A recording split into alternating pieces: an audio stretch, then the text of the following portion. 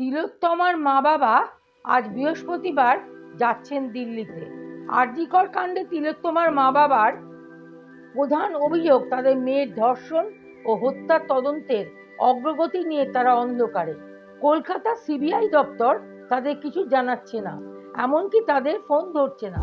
তারা সেই বিষয় নিয়েই বিস্তারিত খোঁজ নিতে আজ বৃহস্পতিবার দিল্লি যাচ্ছে।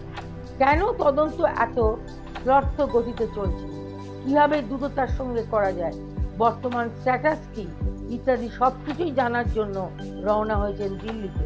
সিবিআই এর ডিরেক্টরের সঙ্গে দেখা করবেন নির্যাতিতার পরিবার। এই মামলার আইনজীবীর সঙ্গে কথা বলবেন তারা।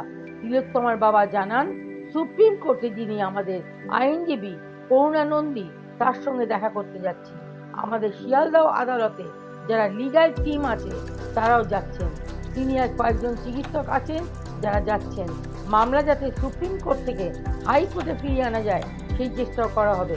এছাড়া আমরা দিল্লি সিডিও কমপ্লেক্সে যাব, সিবিআই এর ডিরেক্টরের সঙ্গে কথা বলবো, এখানকার তদন্তের অগ্রগতি সম্বন্ধে জানবো। সিবিআই এর তদন্ত নিয়ে তারা যে সন্তুষ্ট নয় তা তারা আগেও জানিয়েছেন। বাস্তবিক রাজ্য পুলিশ যেটুকু কাজ করেছিল, সিবিআই তার থেকে গত কয়েক মাসে এক পাও এগোতে পারেনি। এই নিয়ে ক্ষুব্ধ জুনিয়র ডাক্তার সহ সমস্ত নাগরিক মহল। মনে করা হচ্ছে কোনো অজ্ঞাত কারণে সিবিআই শীত ঘুমে আছে। তিলোত্তমার মা সাংবাদিকদের বলেন, আমরা প্রধানমন্ত্রী বা রাষ্ট্রপতির সঙ্গে দেখা করব না, তারা আমাদের সময় দেননি, হয়তো পরের সপ্তাহে সময় হবে। কেসটার অগ্রগতি কতদূর তা বুঝতেই তো পারছি না, সেই কারণেই যাচ্ছি। একটা প্রশ্ন সম্মহলেই উঠেছে যে সঞ্জয় রায়ের একার পক্ষে এই ঘটনা ঘটানো প্রায় অসম্ভব।